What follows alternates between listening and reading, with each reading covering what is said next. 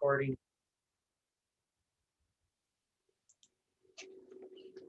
Okay, if you want to offer a word of prayer. Yes.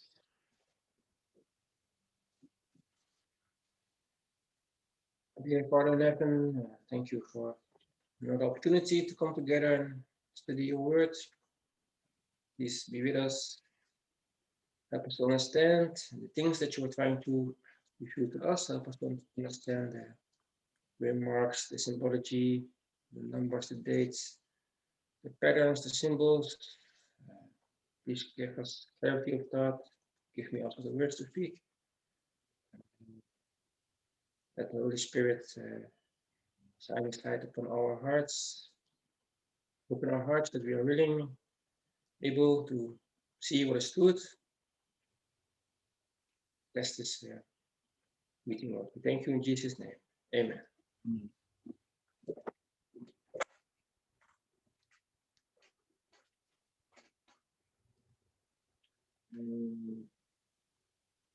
Okay, so we were going to look at the Millerite history repeated, what you had said about that, correct? Right. Correct. And if you want, you can share your paper. Yeah, let me Share your screen.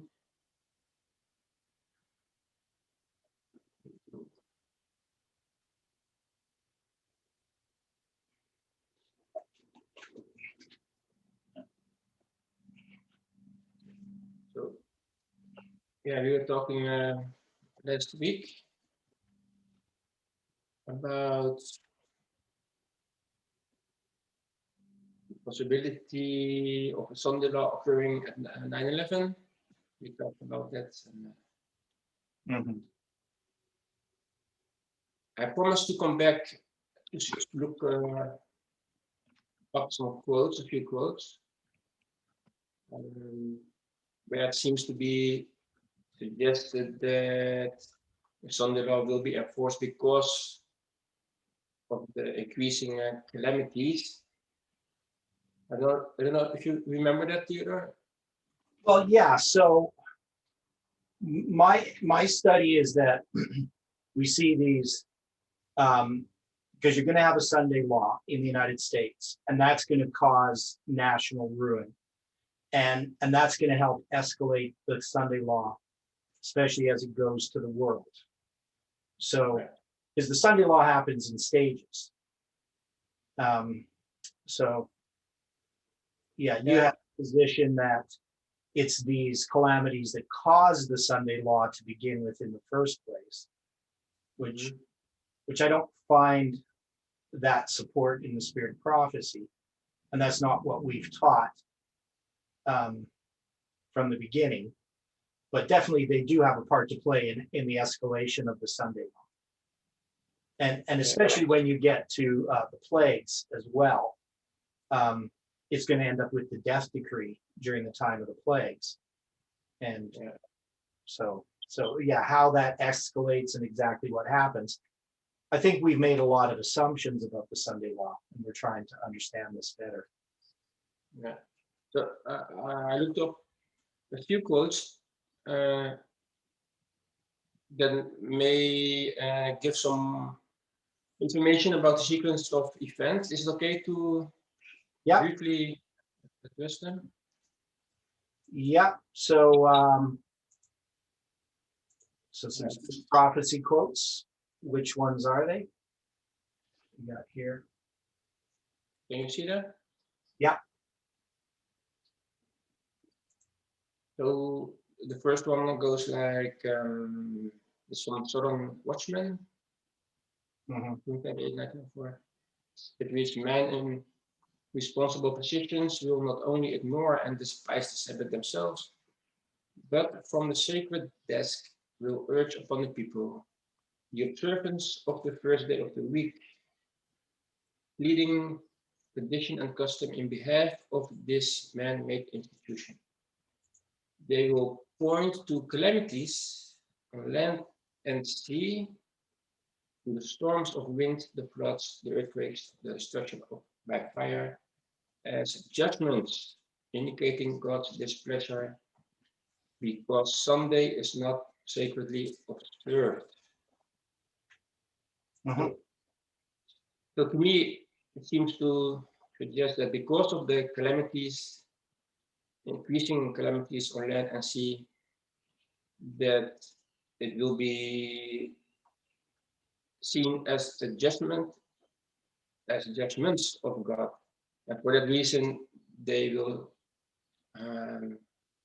suggest that it might be because that we do not observe the Sunday.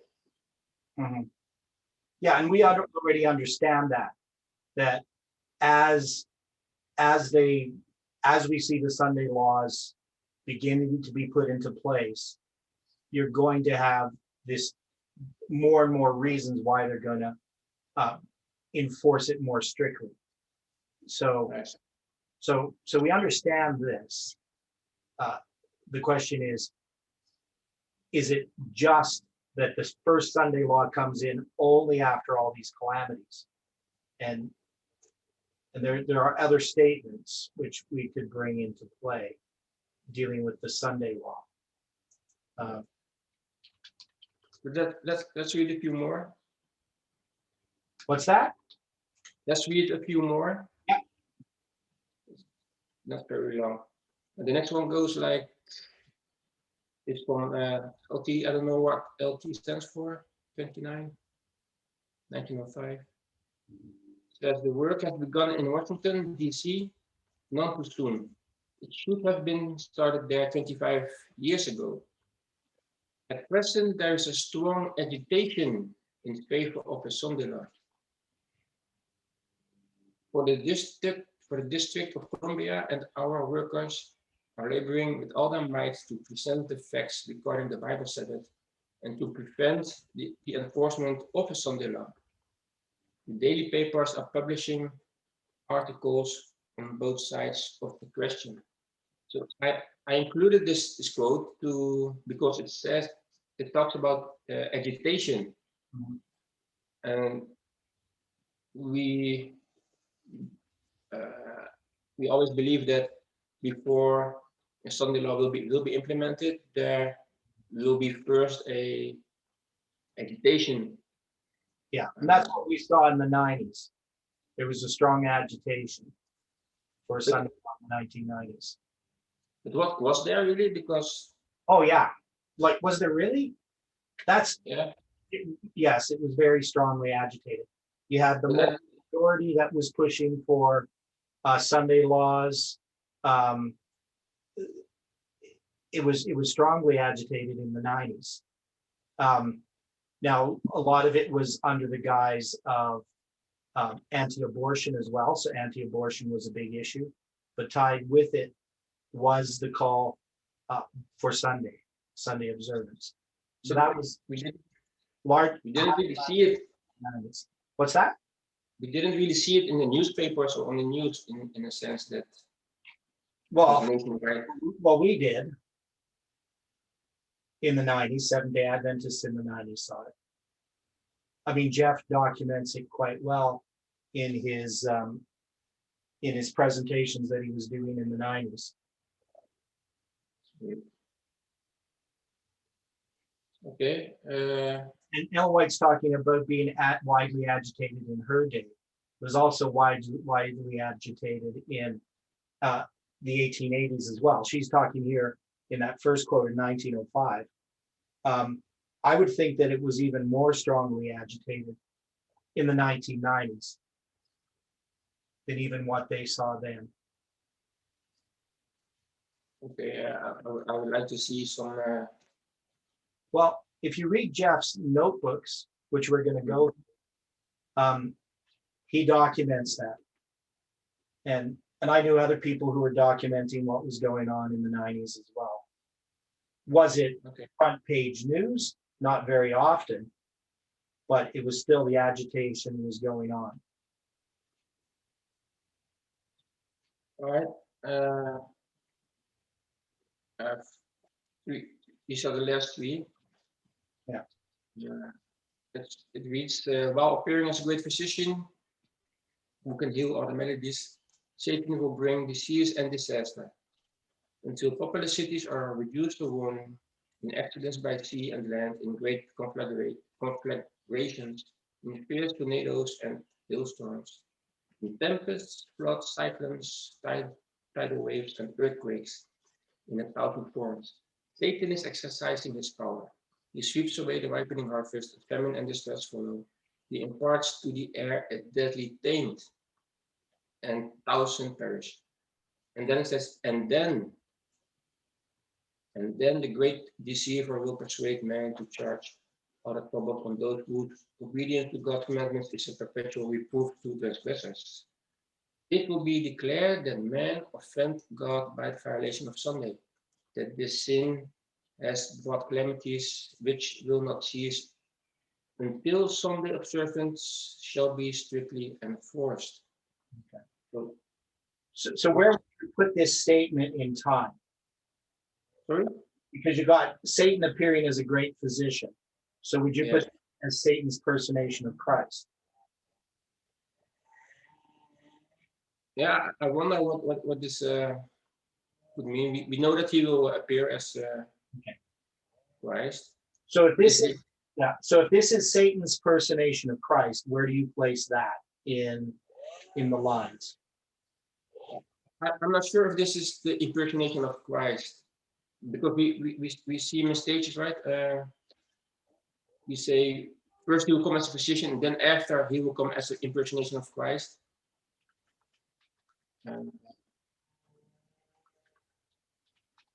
So I don't know if this is the moment where he will appear as Christ himself. Okay.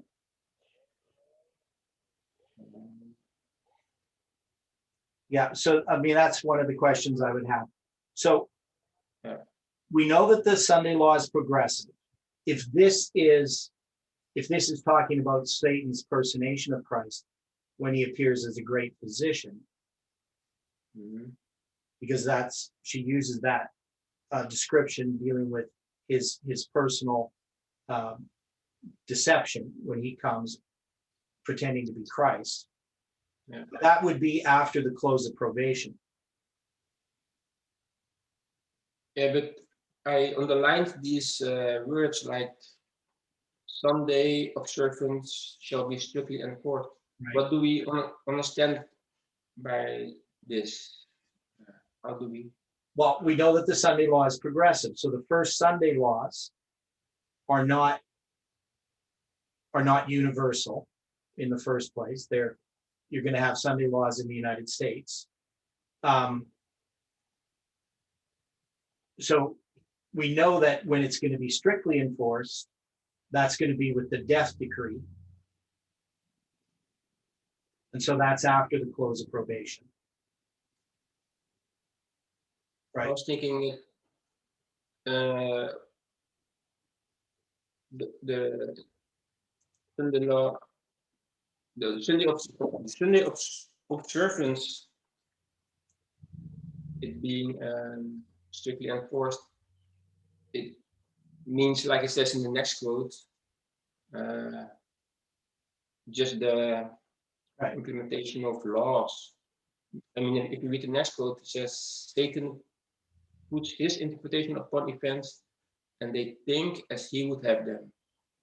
That the calamities which fill the land are a result of Sunday breaking. Thinking to appease the wrath of God, these influential men make laws enforcing Sunday observance. So, so before there was no law, before the calamities, seem to suggest, and because of the calamities, they are going to make laws enforcing Sunday observance. So Yeah. So again, you're just all you're talking about is that you're having calamities, and these calamities are going to cause more in strict Sunday laws, which is already the position we take. So this has never been denied. What we recognize is that these calamities are the result of the United States departing from the Constitution and beginning this work of enforcing Sunday. So when they start this work, and calamities come as a result, the reason they're going to interpret those calamities as the reason that they're not enforcing Sunday strictly enough. And so they're going to increase, as they move through time, the type of enforcement that's going to happen with Sunday observance. In some ways, the initial Sunday laws are more of an inconvenience. They're not being strictly enforced. But as time goes on, that's going to increase because of the calamities. That's how they're going to interpret the calamities. They're not going to see them as a result of them departing from God in regard to the Sunday. So when you take this statement here from manuscript releases, it's also in Maranatha. I'm trying to find like the whole statement. But she says here, as men depart further and further from God, Satan is permitted to have power over the children of disobedience. He hurls destruction upon men. There is calamity by land and sea. Property and life are destroyed by fire and flood. Satan resolves to charge this upon those who refuse to bow to the idol which he has set up. His agents point to Seventh-day Adventists as the cause of the trouble. These people stand out in defiance of the law, they say. They desecrate Sunday. They were compelled to obey the law for Sunday observance. There would be a cessation of these terrible judgments. So we can see that the Sunday law is already in place when these calamities come. She then says calamities will come, calamities most awful, most unexpected, and these destructions will follow one after another. If there will be a heeding of the warnings that God has given, and if churches will repent, returning to their allegiance, then other cities may be spared for a time. So that's one of the things that's interesting, is that cities are going to be hit with these judgments as a result of a Sunday law that is already in place. But if men have been deceived, who have been deceived, continue in the same way in which they have been walking, disregarding the law of God and presenting falsehoods before the people, God allows them to suffer calamity, that their senses may be awakened. The judgments will be according to the wickedness of the people and the light of truth that they have had. If they have had the truth, according to that light will be the punishment. Satan puts his interpretation upon events, and they, leading men, think, as he would have them, that the calamities which fill the land are the result of Sunday breaking. Thinking to appease the wrath of God, these influential men make laws enforcing Sunday observance. So you can see they already have laws, Sunday laws in place, but Seventh-day Adventists aren't bowing to those. They're in defiance of those laws. And so the calamities that come then are going to be interpreted as the result of disobedience of these Sunday laws rather than as the result of these Sunday laws. And this we've taught for a long time.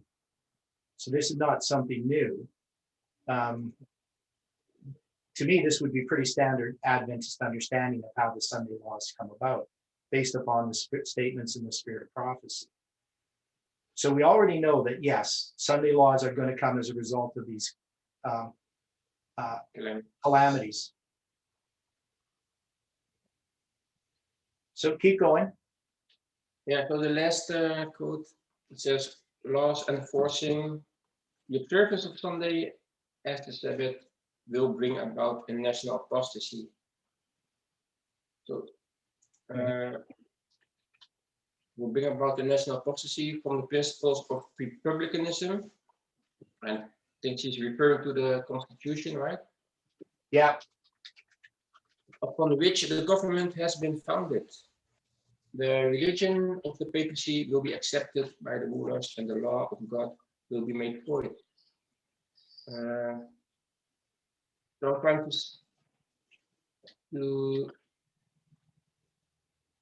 suggest that these laws to enforce the observance of Sunday, it will bring about a national apostasy. Right. So, right. So we know that the initial Sunday laws bring about the national apostasy, which then brings the calamities. That's what we we find in the spirit of prophecy. Yeah, so You're saying that the national calamity or national ruin is going to precede the Sunday law. But no, that's not what she's saying here. She's saying that a No. Sunday law is going to come, and that will bring about national apostasy, and national apostasy will be followed by national ruin. And those will bring about increased, stricter and stricter Sunday laws to try to get God's what I'm people. trying to say, what I'm trying to say is that there's this order of we'll first see calamities, then we'll see the agitation of a Sunday law, then we'll see a Sunday law, then we'll see the national apostasy, and then we see national ruin in that order. But you think calamities come first, Yes, that's the based on what? So we haven't seen you show something that shows that. And Ellen White's quite clear that that's not how it happens. I think based upon these quotes, I was trying to show that, but Yeah, but these quotes are only showing us that when there's calamities, it's going to bring about a stricter enforcement of Sunday. And she even is quite clear about that, that this is much later, that this isn't the initial Sunday law. So you have a Sunday law that comes about. This is going to bring about calamities. Those calamities will increase the strictness of the Sunday laws.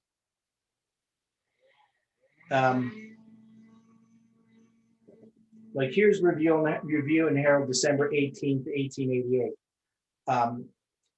A time is coming when the law of God is, in a special sense, to be made void in our land. The rulers of our nation will, by legislative enactments, enforce the Sunday law, and thus God's people will be brought into great peril. When our nation, in its legislative councils, shall enact the laws to bind the consciences of men in regard to their religious privileges, enforcing Sunday observance, and bringing oppressive power to bear against those who keep the seventh-day Sabbath, the law of God will, to all intents and purposes, be made void in our land, and national apostasy will be followed by national ruin.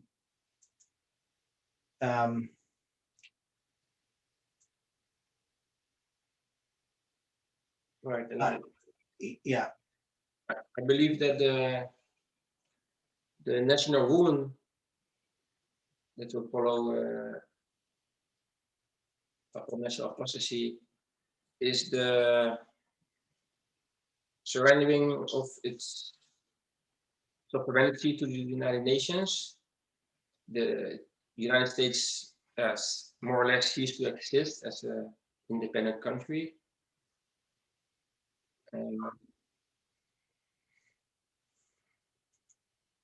But yeah, I think that there needs to be, I believe there needs to be some form of, let me say, it needs to be a very good reason to implement a Sunday law. Otherwise, people will very much object to it and would have little chance of succeeding, I believe. I mean, I know you keep saying this because you think that the Sunday law can only come about if there's some crisis that the judgments of God of some way are coming upon the land. And so this crisis is going to cause them to initiate a Sunday law. Now, like for instance, with this Corona, everybody was, how do you call it? Forced to wear a mask or all these mask regulations. And that becomes a type of the Sunday law. Yeah, and people start objecting to that. Many cities, people object to those measures, closing of shops and etc. And wearing these mouth pieces. So I think that if there will be a Sunday law, just more or less without any good reason, people would object to that also Yeah, much okay, more than okay, but you say this, but I don't quite understand why. So, I mean, what do you because mean by a good reason? There's all kinds of reasons that they're going to have. Um, right now, back in the 90s, I mean, the reason was, America's falling apart. There's all this immorality. We need to go back to God. We need to get people to go to church on Sunday again. yeah, All those types of things were happening in the 90s. Now, the world has changed. And that's why I'm interested in this next part of what you're saying about Millerite line and our parallels. Because I think this is an important point that we need to take into consideration. But they can have almost any kind of reason. They could have environmental reasons. They could say, we're doing this for the environment, we're doing it for the family. They can have lots of different reasons. So how it's going to happen, I don't think we know exactly, but I don't think we can go against what Ellen White has plainly said. In my reading of what she says regarding the Sunday law, that it begins in the United States.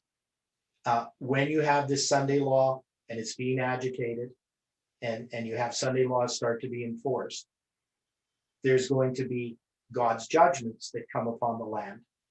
God's judgments aren't going to come upon the land when people aren't enforcing Sunday, when they haven't abandoned the Constitution. But the judgments will come upon the land. And when they do, Satan is going to use that to his advantage. He's going to reinterpret it as if they're not enforcing Sunday. Just because you have Sunday law doesn't mean it's going to be strictly enforced. I don't think the original Sunday laws are going to be something that necessarily affect us as much as we would think. We're not going to be put in prison. We're not going to be jailed. They'd be more inconveniences than anything.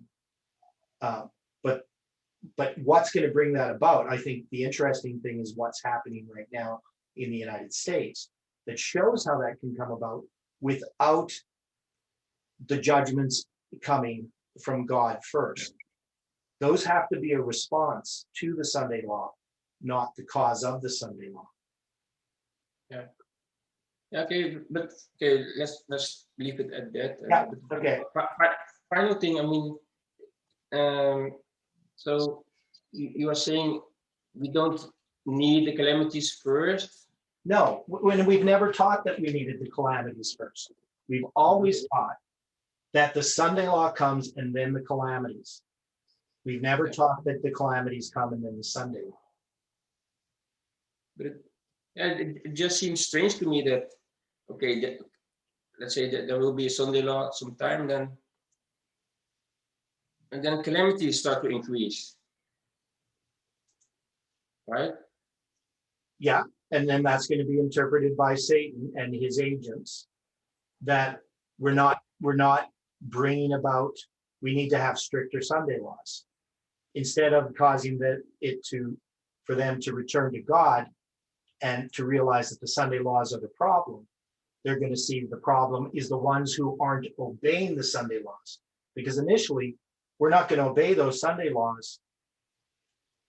It's going to be an inconvenience, but we're not going to be doing it. There will be a group not keeping the Sunday laws, and then they will look to them as the reason the calamities are coming. That's what Ellen White teaches. That's what we've taught in this movement. I don't see any reason to change that. And you brought statements that state exactly what our position is. You haven't brought a statement that says anything different.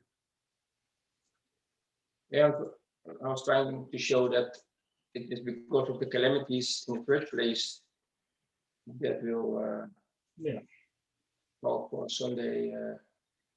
I know what you're trying to do, but I don't see that it says that the calamities caused the Sunday law in the first place. And we can quite see that they don't, especially based upon the one that appears to be the one when Satan impersonates Christ, which is after the close of probation. a lot of those calamities are going to be after the close of probation in the plagues. And yet they're still going to be trying to get God's people to bow.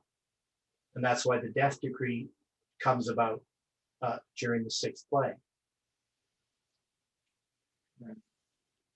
But I understand what you're saying. I understand what you're trying to do with these quotes. I just don't think that you're interpreting them correctly in the context in which they're written. And I showed you by the one that you put there, and it's pretty clear that the Sunday law comes first, then the calamities. The one that I read.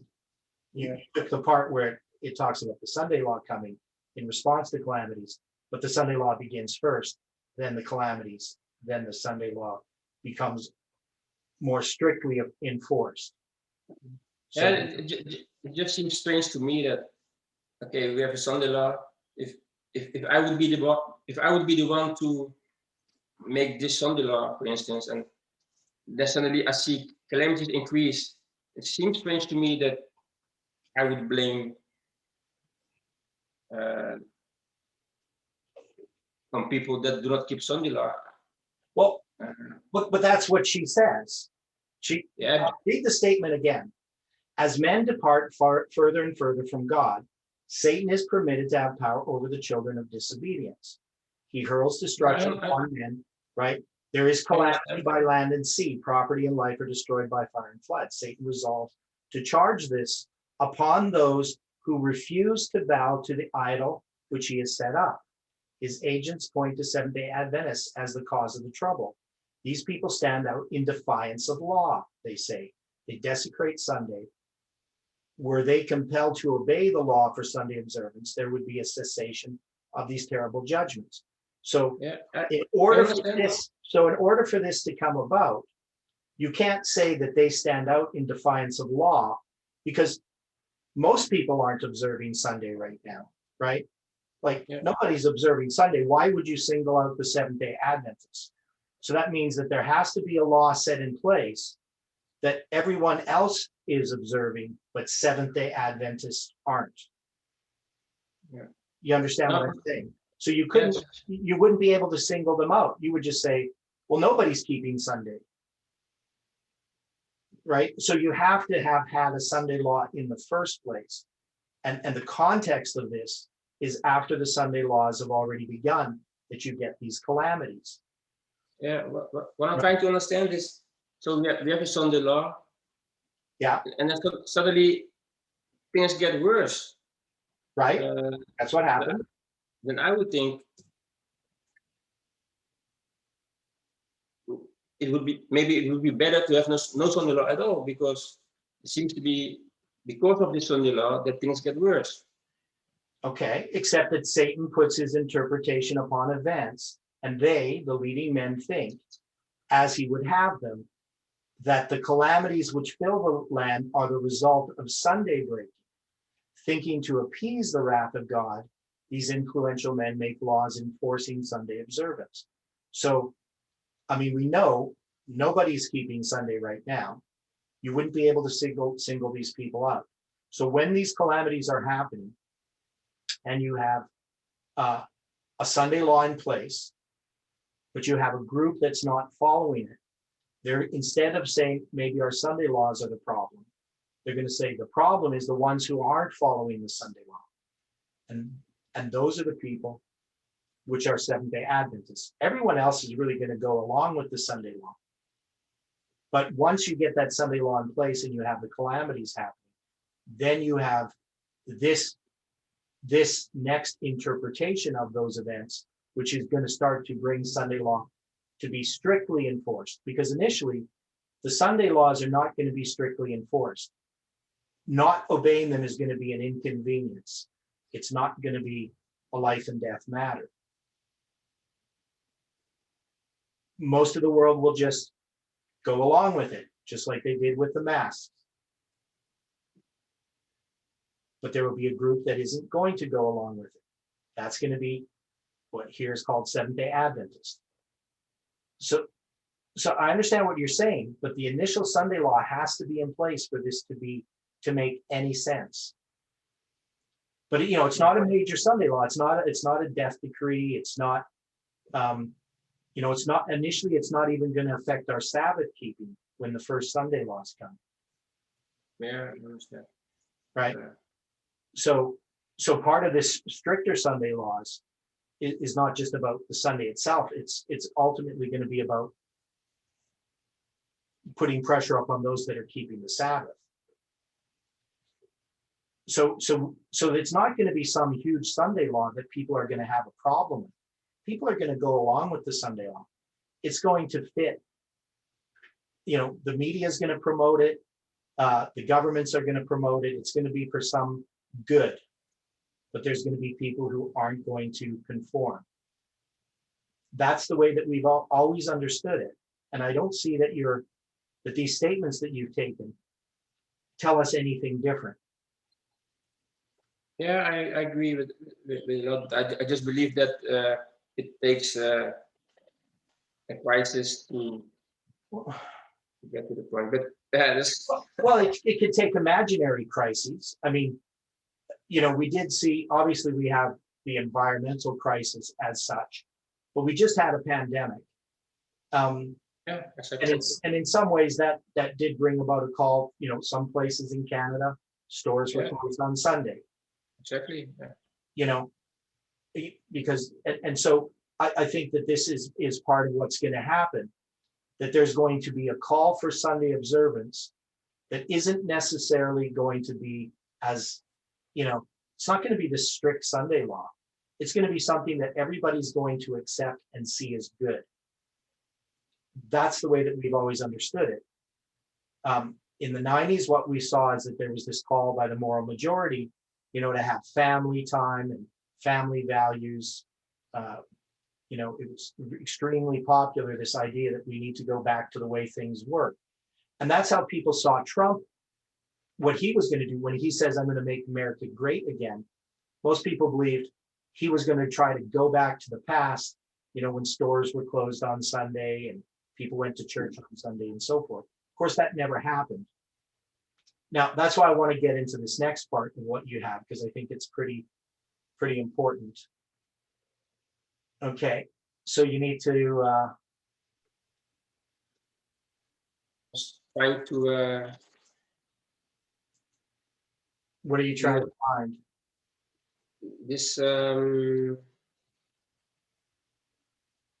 quotes from, I think it was Robert Pike. He was trying to show the corona crisis being used for Sunday law legislation. It was very interesting to see. Well, we do know that crises are going to be used for Sunday law legislation. So, okay, so like this quotes about stores closed on Sunday because of Corona in Slovenia, in Puerto Rico because of Corona. They have Sunday law, businesses closed on Sundays, etc., etc. Yeah. So we saw all this type of thing, but I want to get into this parallel here that we have with Millerite history, because yeah, okay, let's go there. Yeah, but because we got about 50 minutes. But this is an interesting quote. I mean, okay, this is the paper from the Catholic Register, National Catholic Register, and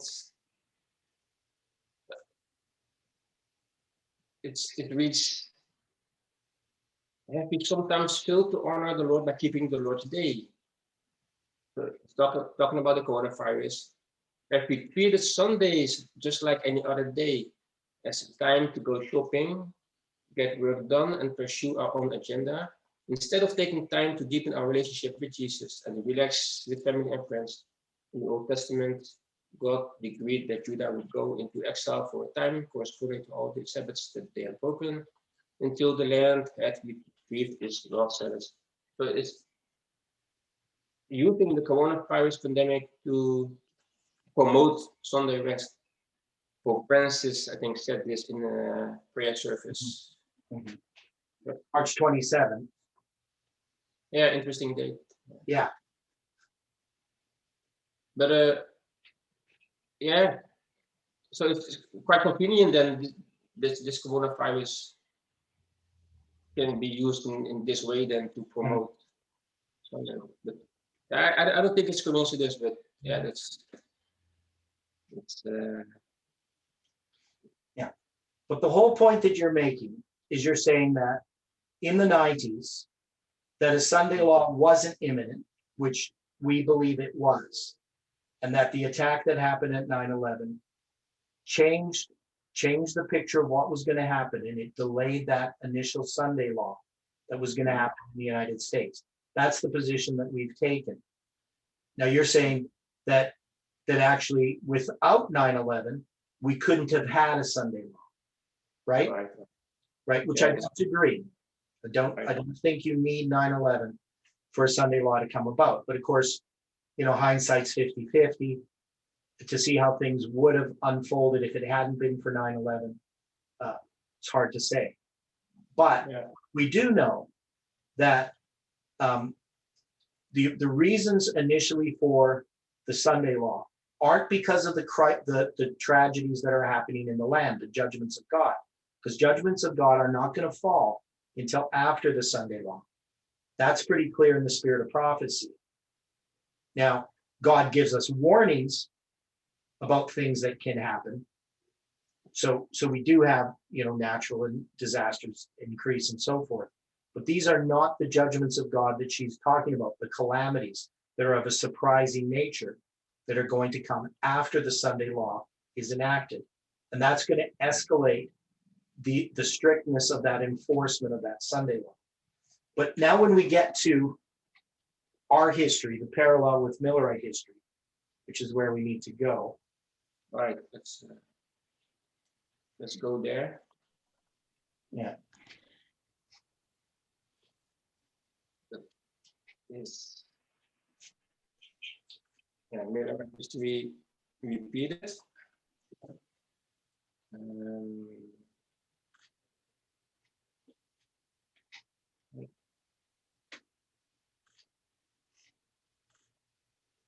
It's not very long. So I'm trying to compare Millerite history with what happened July 18. We always said that Millerite history will repeat to the very letter. And before July 18, 2020, we believed that July 18 would be symbolically the second coming for the priest.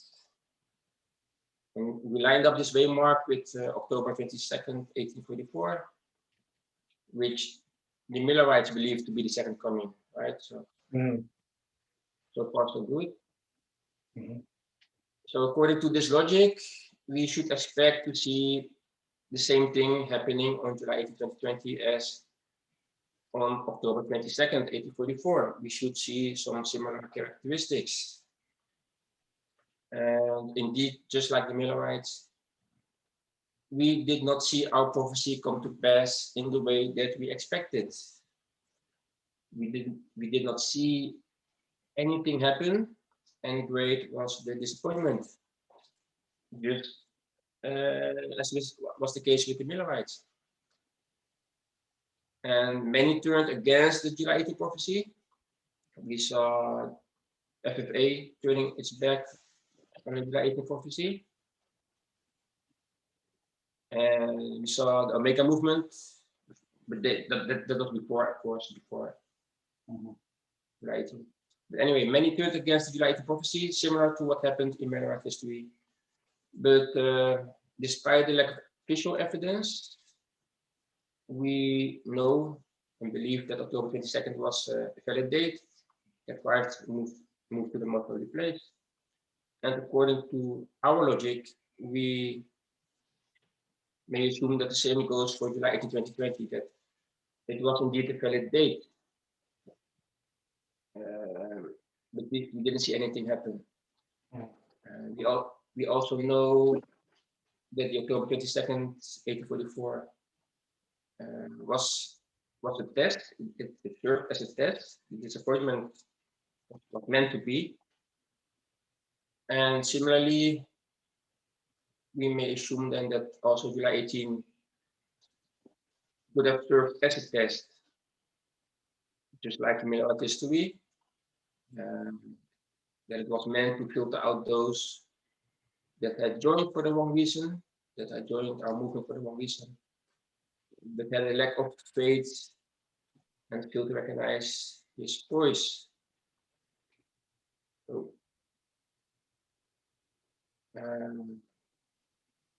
continuing, should July 18 have come to pass, exactly like we predicted it, thousands or even millions would have joined the movement.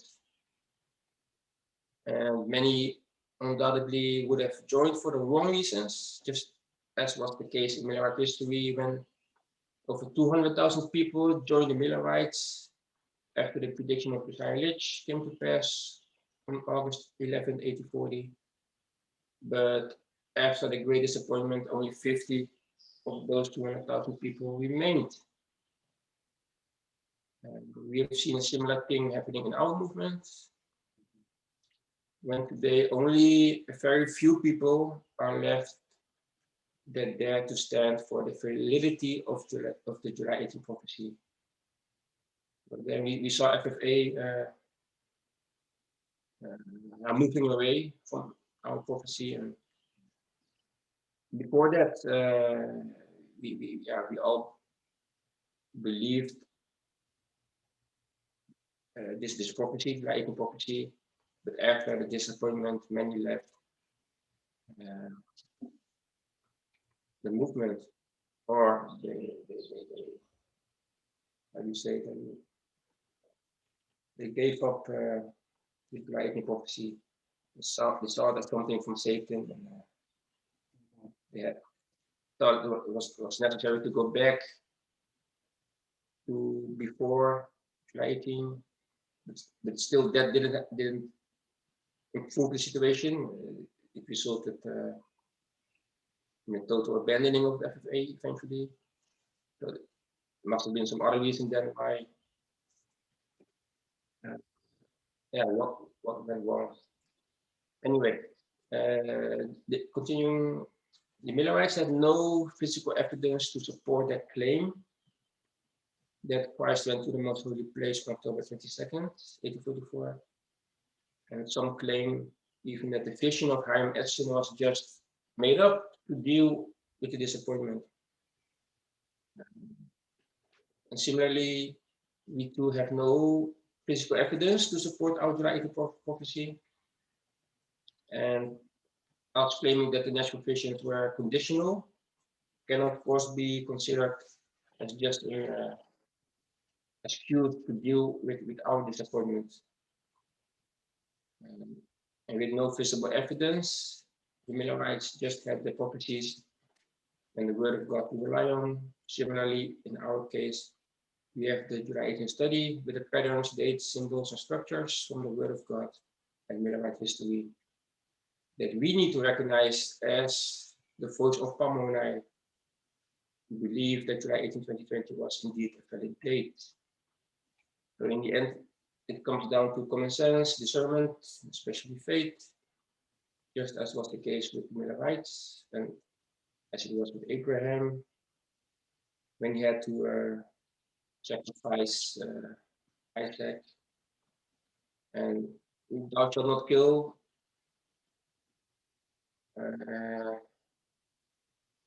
went through Abraham's mind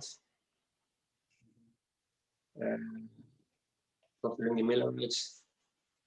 He was accused of setting dates of Christ coming, but he knew as well as we do that no man knows the day or the hour of his coming. So that was war against William Miller, the Millerites. And our dilemma was, of course, thou shalt not set time. And Jeff was one of the biggest opponents against time setting, right? He Mhm. was always against time setting. So in a sense, it was this child, so to say, to offer up. Um, he did so, but Mhm. nevertheless, he used, he took another course. Yeah, I mean, because when it came to like time setting, any Seventh Day Adventist know we're not going to time set, and so this movement to set the dates that we did, I made the argument from the beginning that we weren't time setting in contradiction of Ellen White's counsel. And one of the things that we saw, at least that I saw, I'm not sure if everybody was on board with that, had to do with the idea that our line was a type. That our line was typical of the bigger line. And what was happening with us was not, for instance, if we were going to look at the parallel that Jeff had always set up with October 22nd, 1844, is he would take 9/11 lines up with the first day of the first month. And then we would have midnight in the midnight cry, and then the Sunday law. And the Sunday law would line up with October 22nd, 1844. But we didn't make the argument that July 18th was a Sunday law. Mm-hmm. Right? We actually had December 25th, 2021 as the date that the Sunday law couldn't come before that date. It had to come after that date. Maybe the next day. That was sort of the initial idea. Now, when we look at this parallel, so one of the things that we saw in my paper called After July 18. So if you go back to Millerite history being repeated, Millerite history repeated. So we line up July 18th, 2020 with October 22nd, 1844. But of course, we only do that by understanding that this movement is Samuel Snow, and that Samuel Snow's letters are within the Millerite line, are typical of the whole Millerite line. You understand what I'm saying? Do you agree, or do you not know what I? Yeah, right? Because really, July 18, 2020 lines up with July 18, 1844.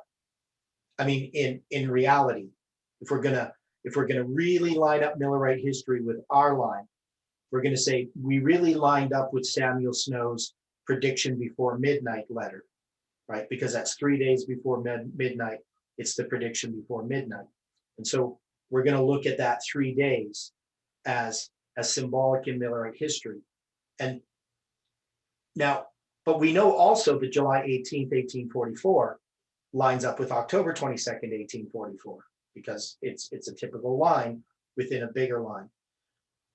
So we have this bigger line. Now, Jeff has always put the October 22nd, 1844 as the Sunday law, because that's the closed door for Seventh-day Adventists.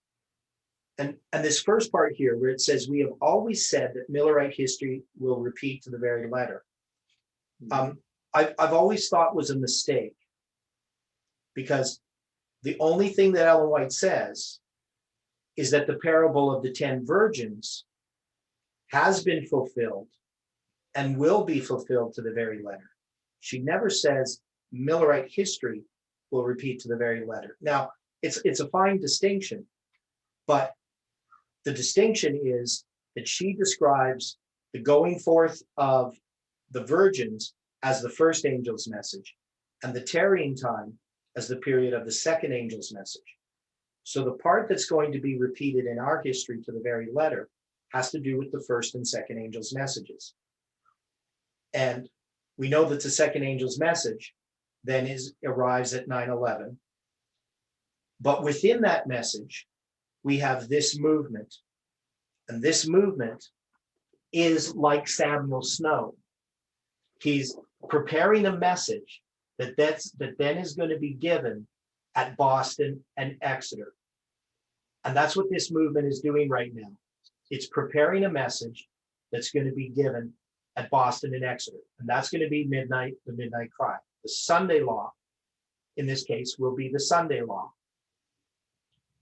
which July 18th definitely was not. And I think this is one of the points that has to be addressed. Now, when we look, if we go back to Nero, because you did some amazing work addressing Nero, the July 18th date, and all of the coincidences, if you want to call them that, having to do with the death of what's his name? His when he becomes emperor and when he dies. So Nero, what's that? Claudius, you mean, or Nero? Yeah. Yeah, so the one who dies, it's Claudius who dies on October 13th, right? Yes. Right. And he begins to rule November 9th. Is that it? I forget now. What was the because we have the November 9th, we have the October 13th date, and we have the July 18th date, all in that history. Yes. Right. Yeah, so if we can, yeah, he died in 54 AD, and he died October 13th. Right. Right. And then there was also November 9th, right? Where was November 9th? Yeah. No, there was another the other date. Oh, no, it was here. Can you scroll up a little bit? So where was this? I'm just trying to remember. Oh, the close of probation that was linked to Claudius. It was this period from the French Revolution. Ah, yeah, okay. The number of days between November 9th and January 1st is 54 days. Correct. And there was another point. Here, I'm just looking at it on my computer here. June 9th, that's the date. June 9th. Right? Correct. And that is Nero reigned from October 13th, 54 AD to June 9th, 68 AD. That's what I was looking at. Correct. Yeah. Right. And that's an inversion of the June 9th, 2018 to October 13th, 2018. It's an inversion of those 2 dates. Okay. Yes. But then we also have under Nero, we have the burning of Rome on July 18th. Yes. So we have all these different symbols, which we can't deny. Right? I mean, to me, they're just impossible to deny. So we know that Nero is typifying this history. Now part of the thing is we have Tiberius is the one who typifies Trump, right? Tiberius is what? Trump is Tiberius, Trump. Right? So we went, Augustus is going to be the tax guy, so that's going to be Obama, and Julius Caesar is going to be George Bush Jr., right? Mm-hmm. Okay, but now we also have, we have on this list the first 7 Caesars of Rome. So if you go back there, but we know that there's actually 10, right, to the destruction of Jerusalem. And the destruction of Jerusalem is actually the type of the Sunday law, correct? Right. So there's something there where we go from Galba, I can't remember the names of all the people, but you get what's that? At Galba, Otto, and what's the name? One more, and then Thespian. Yeah, yeah, Vespasian. Okay. So the thing is, there's going to be 10, and that 10 and 7 is important when we look at the 10 kings and then the 7 kings. So there's some work that we need to do there. But my point is that this July 18th of Nero's isn't the Sunday law, it's the midnight cry as you have it marked, right? Mhm. And under our midnight cry, we have developed this line, which we would call, the 777 chiasm or something like that, right? Right. However we want to call it. And within that, we have a July 18th. And Nero's July 18th lines up with ours, which is a type. Would you agree with that? Nero's July 18 lines up with what? With our July 18th as a type. As a type, yes. Okay. Now, of course, Rome did burn, Nashville didn't. But the thing is, we had all of these different types of things pointing to July 18th and to our different dates, the 26th day of the 4th month, the 10th day of the 5th month, all these different symbols from these different destructions of cities and so forth that we could line up. And as we line them up, it's like taking a medical, anatomy transparency where you line up all these things. And as you put them over top, you get all these characteristics. We don't have Nero's July 18th line up with 9/11, right? Even though 9/11 and July 18th are connected as symbols, right? But we don't have them line up. So when we look at this parallel between Millerite history and ours, the one point that I want to bring out has to do with what happened on January 6th. Because you bring up in your notes, if you go further in your notes, you're going to talk about Trump, right? The Trump prophecy that we gave back in 2015.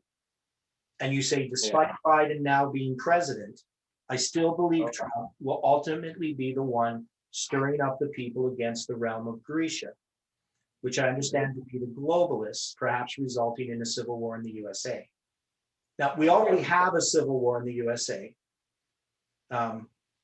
It's not a hot civil war, but there are people who have covered civil wars in other countries. And they say what you have in the United States is exactly what you're going to have before a civil war. It's not going to look like the Civil War necessarily in the 1860s, where, that's kind of a bit more civilized of a civil war, if you want to put it that way.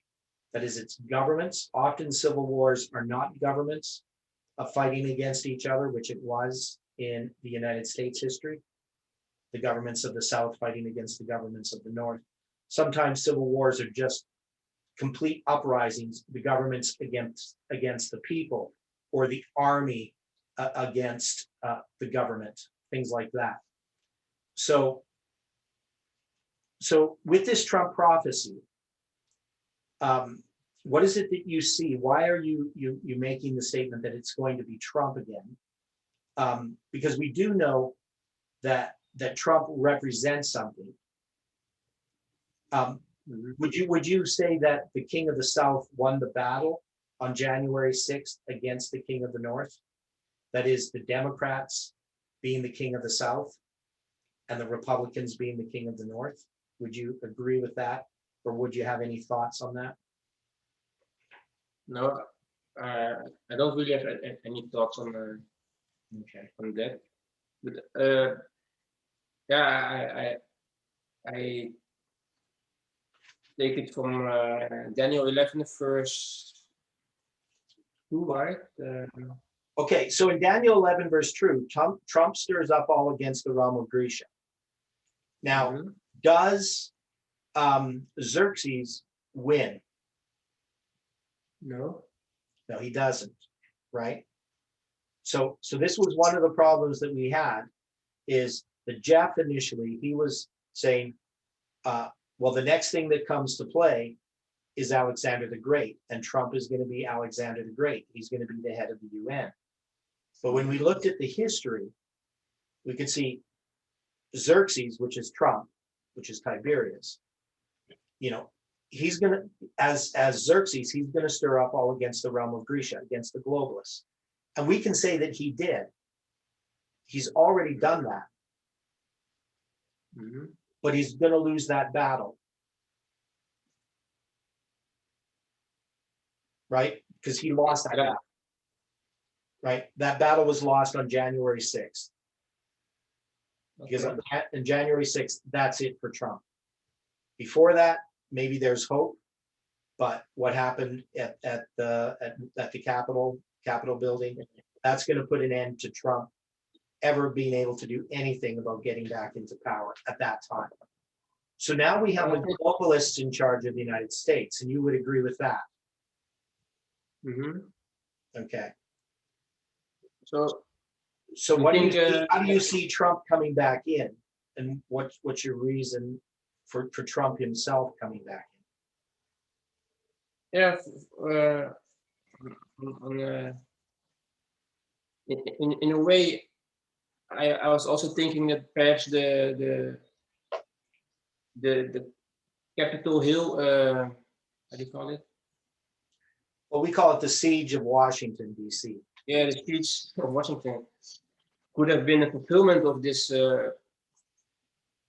part two, the last part of Daniel 11, verse 2, him stirring up all against the realm of Grecia. But what I find interesting is between the Trump getting the court precedent, Yeah, there is this little column, the yeah, same that we see in Daniel 11, verse 40, right? yeah, The king of the north and then the king of the south. But between those, in Daniel 11, verse 40, between A and B, there's like how many years? 1798 and 1989. More than yeah, 126 years. 126 years. Well, So we from see here, yeah, 126 years from 1860. Yeah, more than that. That would be 200 and yeah, almost 200 years. yeah. So I found it interesting that we see the same column also in Daniel 11, verse 2. Mhm. So I'm trying to suggest that perhaps we have the same situation here, that there might be a period of time between A and B, between him getting the next president and him stirring up all against the realm of Grecia in a more literal sense than like civil war. Yeah, well, so I mean, it's pretty clear that Trump did stir up all against the realm of Grecia before January 6th. January 6th is when he loses. I mean, Mhm. he had fought this war against, even his first election is him stirring up all against the realm of Grecia. I mean, he's going against the globalists with everything he has. Now, the globalists are coming back with this attack, which is misinformation, all this propaganda. And also, we were taking the position that Trump was going to bring in the Sunday law. But the one thing that Trump wouldn't do is bring in a Sunday law. That is, that would go against everything he believes. He's a constitutionalist, and he had lots of opportunity to act like a dictator, but he didn't. Right? He believes in the freedom of the individual, and he doesn't like big government. I mean, one of his things was really to try to get rid of government, get government out of things, to stop all these regulations, to allow the economy to run freely. So everything that he was doing, he wasn't really a religious person. I mean, he did court, of course, the evangelicals to help get elected, but he wasn't going to bring about a Sunday law. I mean, that became evident as I continued to look at Trump and study what he was doing and what kind of person he was. And so even before the election, I was pretty clear to me that he wasn't going to be the one to bring in the Sunday law. So I don't know if we need Trump to bring in the Sunday law, but we do need Republicans to have a battle, because if they lost the Battle of Raphia on January 6th, they're going to win the Battle of Panium in the future. So at some point, whether it's Trump, and just because of a backlash against what's happened, he's going to allow these restrictions of freedoms to occur, which he wouldn't want to do based on his beliefs. But we could see the backlash bringing about a Sunday law of some sort, but sometimes, trying to clean up the morality of the United States. So the thing is, we don't know. That's part of our problem. Is I feel like we're guessing all the time, and I don't think that we should be doing that. I think we need to figure out how to follow Miller's rules and how to line things up to take all of these histories and put them together to see the picture that we need to see. And that would be the problem with what I see that you're doing, is there's too much guessing. And a lot of what I would say that your assumptions or your premises that you're working on are not things that we would accept or that we teach or that we believe. Now, we do agree that God stayed our hand at 9/11, or not 9/11, July 18th, right? Mm-hmm. So I can agree with all of that you laid out in the parallel of Millerite history, that our hand was stayed, and that we can see the parallel between October 22nd and July 18th, even though we're going to put July 18th with Snow's letters, but we know that our hand was stayed. But none of this. Now you put this statement here at the end, but it basically all comes down to the most important waymark of 9/11 and the question of whether it was an inside job or not. And I don't see that. I don't see the logic in that statement, because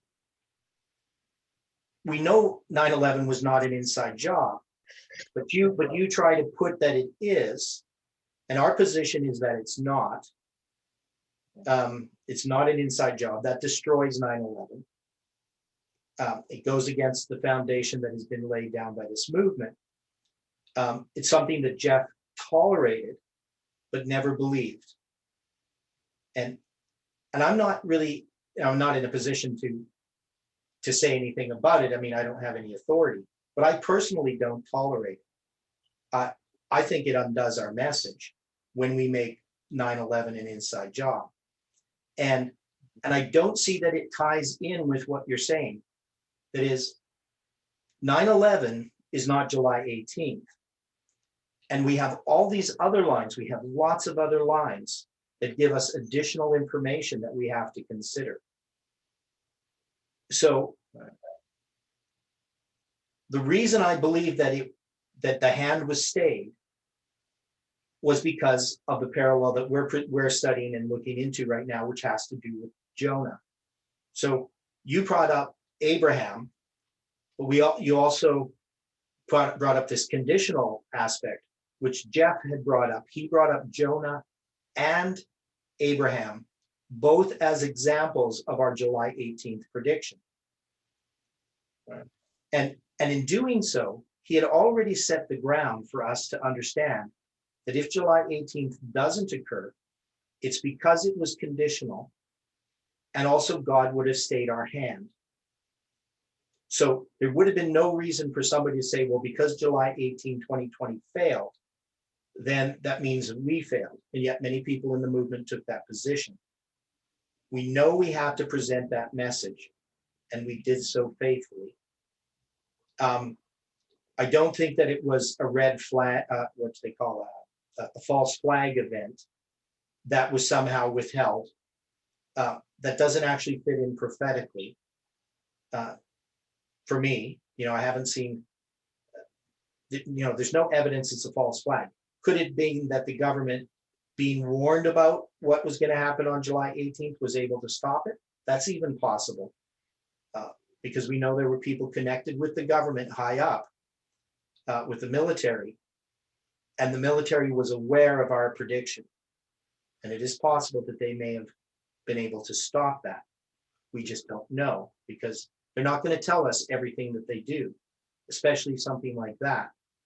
They're not going to say, yes, these people made this prediction for July 18, 2020, and we stopped it, unless it would be in their interest to do so. So I believe that they did stop it. That's what I believe is the most likely scenario, is that the attack was planned and it was stopped by the intelligence service in the United States. And it's not common knowledge yet because there's no reason for it to be. And I also believe that God had his hand in it, in that there were many people in Nashville who did accept that this attack was going to happen and repented. So that would be another aspect of it. But if you're going to try to argue that it's going to be an inside job, and that becomes that somehow helps our 9/11 way more, because it undoes it as far as I'm concerned. But it also doesn't really help our July 18th prediction. But I do think, so I'm giving you an evaluation of what I think for whatever it's worth. I look at what you did with Nero. I think it's extremely profound and it can't be ignored. I think there are things that we're missing there. We need to look further at the connection between 70 AD and the role that the connection between the burning of Rome and the connection between the destruction of Jerusalem. I think those two are connected as types, as symbols. And you haven't been following our study on Daniel chapter 8, I don't think. But when you look at Daniel chapter 8, and we were looking at the place of his sanctuary, we've come to the conclusion that there are two applications that are possible for us to make to that verse, and that it refers to both Rome and to Jerusalem. And this would fit in really well with what you did with Nero and July 18th, and then what happens with the destruction of Jerusalem in 70 AD. So there's a lot of little pieces of the puzzle here that you presented that I think are valid. But I don't agree with the conspiracy theory aspect of it. And I don't agree with the idea that a Sunday law was not imminent in 2001. I think it was. I mean, that's what we believed, as Seventh-day Adventists, looking at what was happening in the world, is we saw a Sunday law coming. We saw that it was being agitated, that there was strong movements in that direction. And 9/11 undid that. It just totally turned everything on its head. So now they have to scramble. They had a new enemy to deal with, which was Islam. And so they took their focus upon what they had been planning to do, and now they put this outside. The Patriot Act wasn't really designed so much for Islam as it was for the internal problems within the United States. That is, the United States was really concerned with what had happened at the Oklahoma City bombing and Waco and Ruby Ridge. And those were the things that were really concerning the government at that time in the 90s. They weren't that concerned about Islam, even though Islam had attacked the World Trade Center, just before Waco, 2 days before. But that wasn't really their focus of the Patriot Act. The Patriot Act, the purpose of it was to deal with internal rebellion that was going to happen, the fear that they had about all these militias that existed in the United States and still do exist. So I don't know, do you have any final comments on some of that? I mean, do you see the logic of what we're saying? I'm trying to understand, yes. And okay, because I know you haven't been following it, and it's a lot of stuff to follow, right? But I do present some of it in some of my papers, and you could go over it and look at it and tell me what you think about it. But personally, I think some of the ideas that you're presenting, I would say, are dangerous. And I'm not just saying that to get people all worried about it. I'm just saying that you're not aware of what you're doing in with these things like the conspiracy theories and how dangerous these are to the spiritual life of the individuals who get caught up in them. And so we're having a real huge difficulty here presently with conspiracy theories, and they're undermining the movement in a big way. But yet we also are doing a lot of study that's looking at the foundation and establishing that this movement is solid, that it's going to continue, that God has a purpose for it. And our responsibility is to understand these truths for ourselves. And so, there's, a lot of different things in here that I would just say are speculative. And we did that also with July 18th. Doesn't mean, we were wrong necessarily to look at some of the things, but we speculated when it came to the conclusions that we were drawing from these things. And one of them, for me, that always was the problem was Hiroshima, because Hiroshima definitely, that is such a powerful symbol. All of those dates, the 2 July 27th, the 26th day of the 4th month, August 11th, all these different dates and how they line up. And yet the problem that I had there as a symbol, Japan is Islam, right? Japan is the East, and it's the one getting bombed.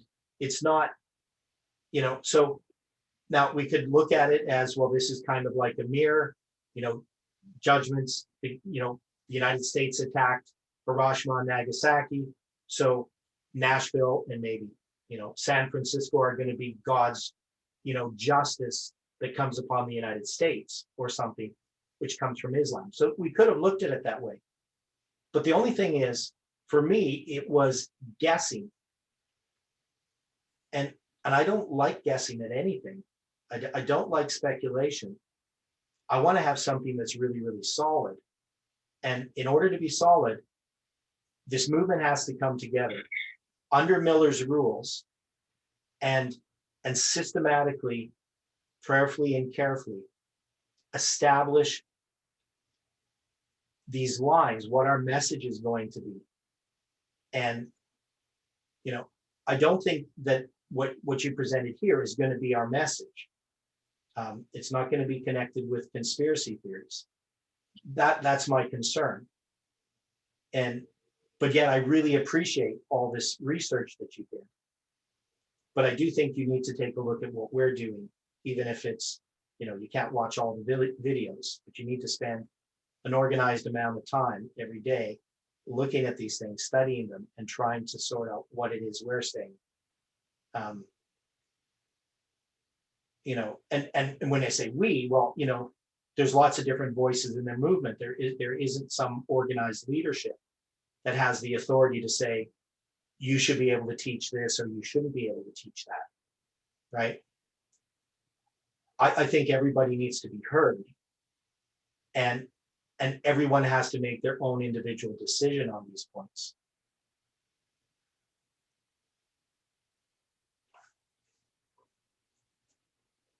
So any thoughts on that, Odylio?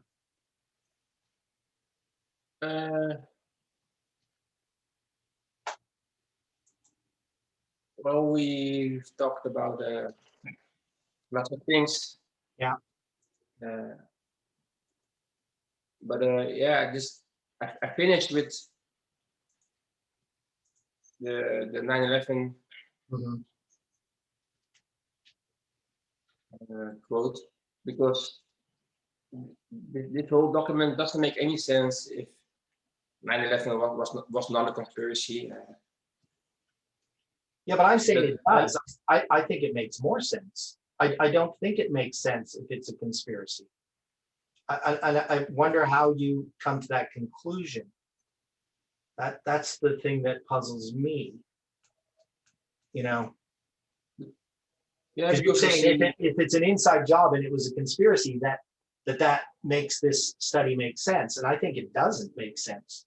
I think all the evidence that you presented, the problem is the premises that you have that are underlying it which leads to the conclusions that you draw.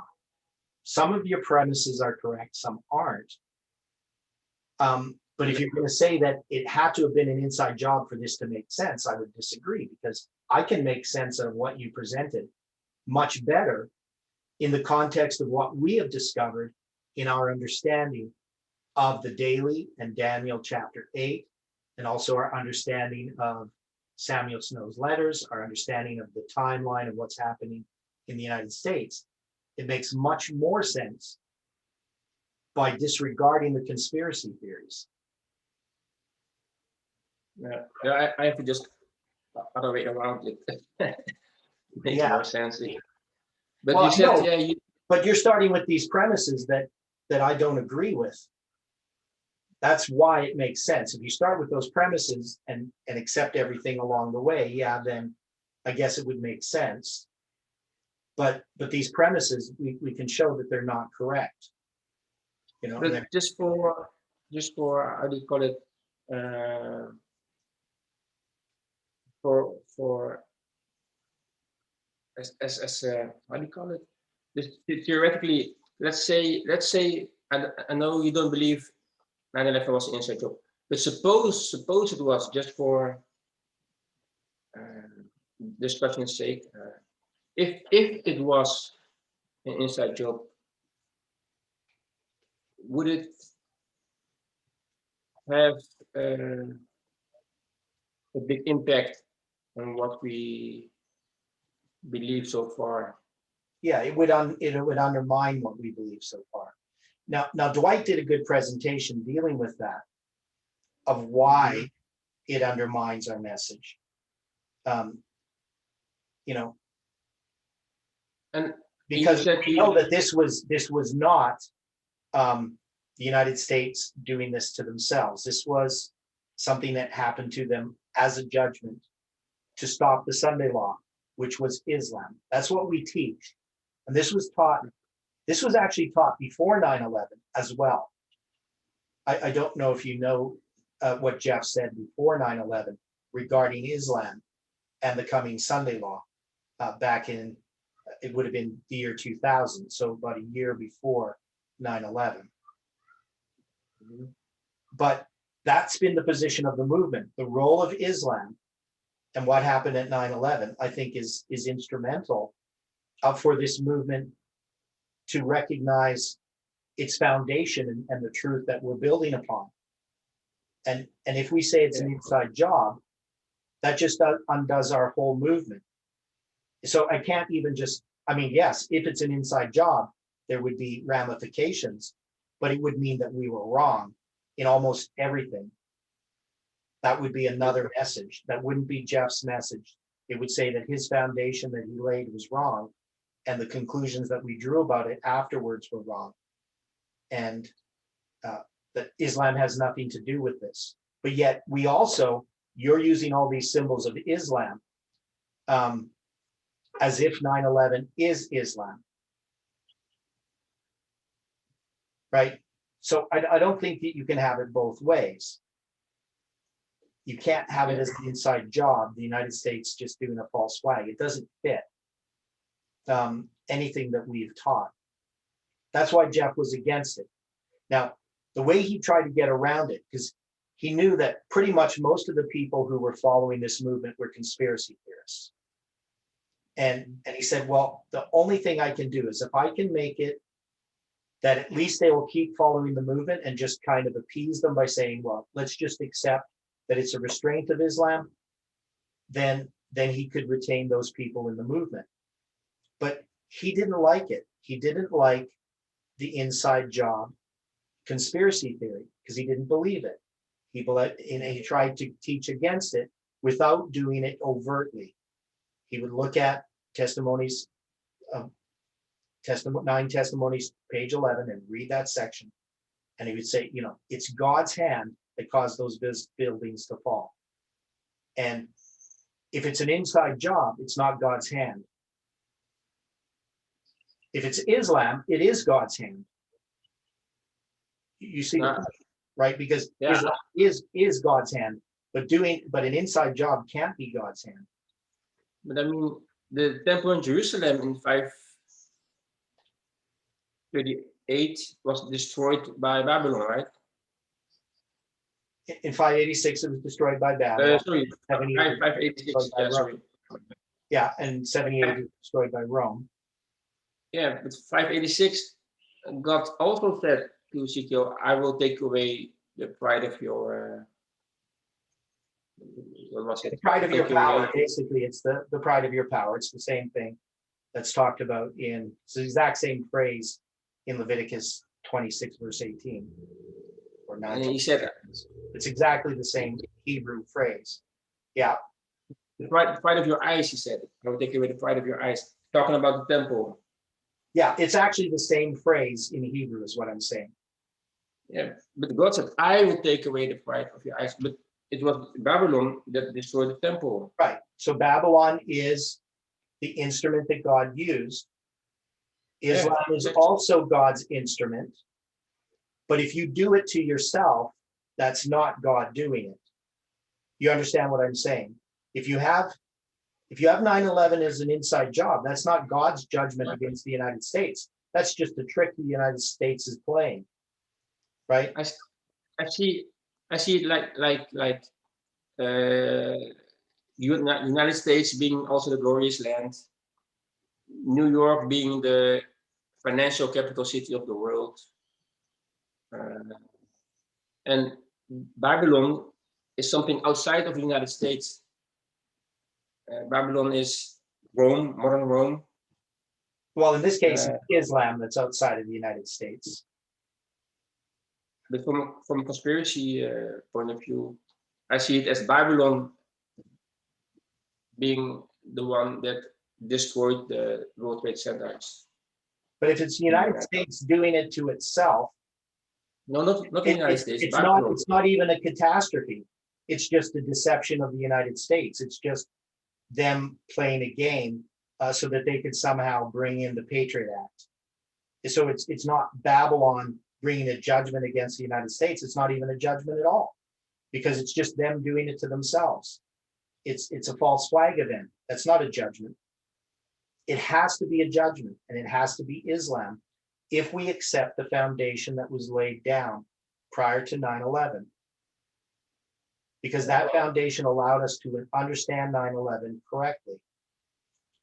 So that's the argument that Dwight's making.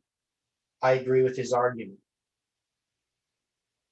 But I don't see it by Babylon as the United States. I see it as a bigger, how do you call it, organization that is. Well, but it doesn't matter how you see it. The fact is, it's still not a judgment coming from Babylon against the United States. If they're doing it to themselves, if they're just doing it to themselves, if it's just an inside job, it's not a judgment of God, is all I'm trying to say. How is it a judgment of God if they're doing it to themselves? The United States was meant to be the glorious land. They started off well with the Constitution. What is the system? But that's not answering. But that's not answering the question, really, because you're saying it's an inside job. So if I shoot myself in the foot, it's not a judgment of God. It's me shooting myself in the foot, right?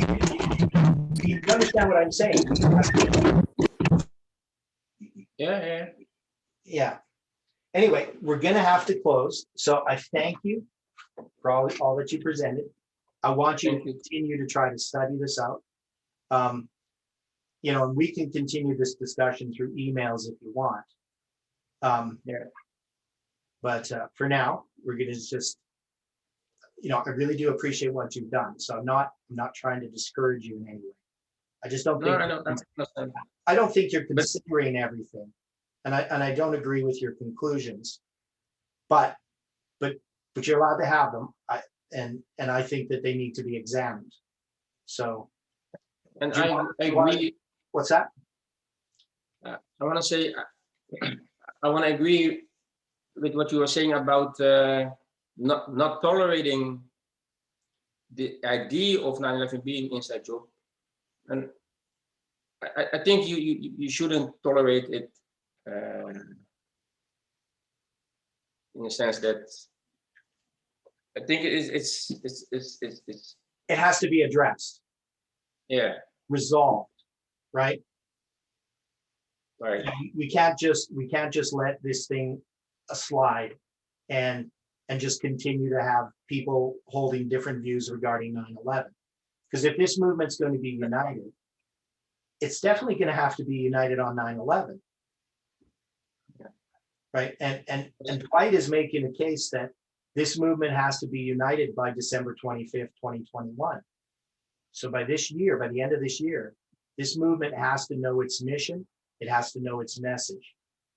And if Because yeah, and I know that there are people within this group that do believe 9/11 is inside job, but I don't see how they can be on the fence thinking that it doesn't really matter or something like that, that Yeah. 9/11 was inside job or not. Or, right, because it does matter. It definitely changes does the matter. whole picture. Yeah, Right. definitely agree with that. Yeah. Amen. Yeah.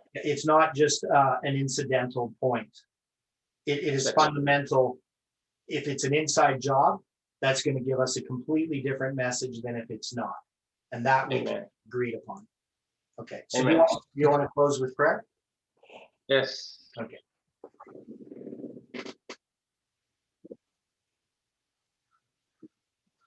Father in heaven, thank you for our presentation today. Thank you for the way that we can discuss these things. Please help us to think all these things through. Help us to see clearly, Lord, what is truth and what is error. Open our eyes for the deceptions that are out there. Please help us to have discernment. So please guide us and prepare our hearts, Lord, that we are willing and able to accept these truths that you are trying to reveal to us. Help us to continue to study and do the work that we have to do. Help us to prepare for our crisis. Give us the strength, the power, and energy to make the sacrifices that we need to do.